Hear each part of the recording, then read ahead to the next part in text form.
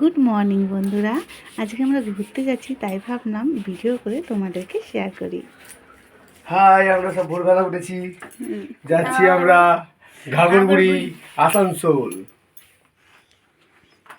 High, আমরা এখন ঘুরতে যাচ্ছি। রেডি? রেডি, 4:30 বাজে।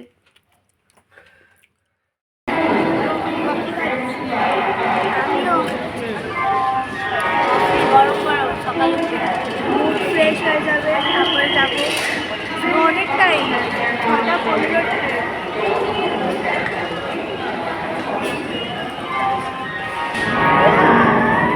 আমার ফোনটা রাখো।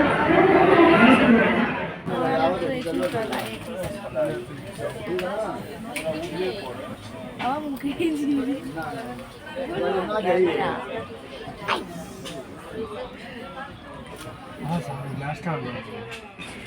হ্যালো,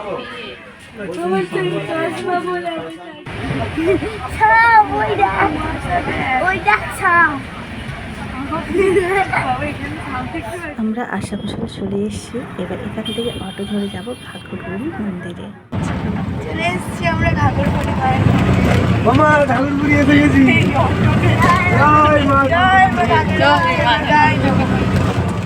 এখান থেকে আমরা ডালা নিয়ে নিলাম, যা যা মাকে দিয়ে পুজো দেওয়ার সব কিছু এখান থেকে নিয়ে নিলাম। এখানে অনেকগুলো দোকান আছে, যেখান থেকে তোমরা এলেও নিতে পারবে।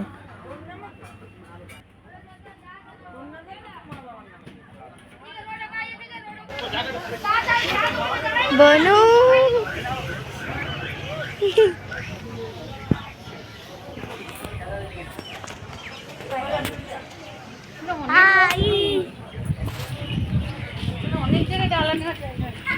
হ্যাঁ, এখানে ডালার দোকান কিন্তু অনেক রয়েছে। আমরা তো প্রথমবার এসেছি, সামনে থেকেই ডালা নিয়ে নিয়েছি। ভেতরে ঢুকে দেখলাম লাইন দিয়ে ডালার দোকান। এই যে মন্দিরে এসে গেছি, প্রথমে ঢুকেই দেখলাম জয় শ্রীরাম, বজরংবলির মন্দির। বাহ, আচ্ছা কিয়া। আজকে এখন ভিড়টা কিন্তু অনেকটাই কম। এখানে মা জাগ্রত, কিন্তু মা খুব জাগ্রত। এখানে এই চুড়ি, এই গাছটাতেই মনে সব পাথর বাঁধে। খুব ভালো লাগছে। জয় মা ঘাগরবুড়ি। জয় মা ঘাগরবুড়ি।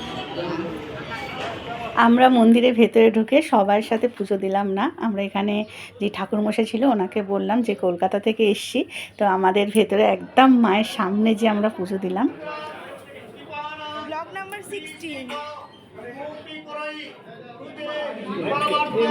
সাধুকে শরণ্যে ত্রম্বকে গৌরী নারায়ণী পরমেশ্বরী মা ঘাগরবুড়ি দেবী চন্ডিকায় নমঃ।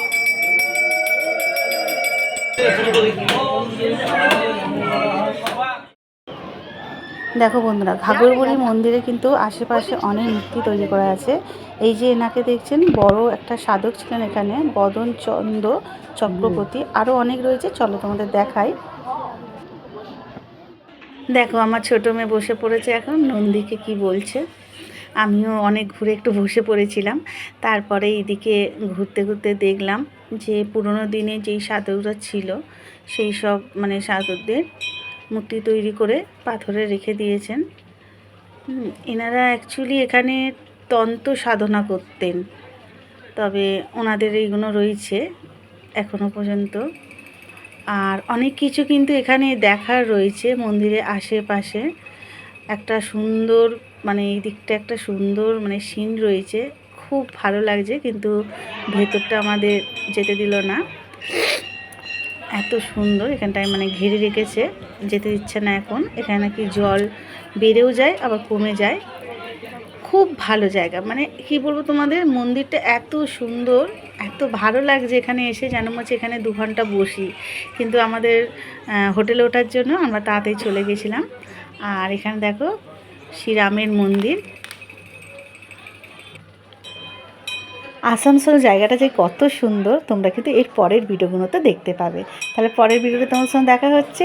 বাই।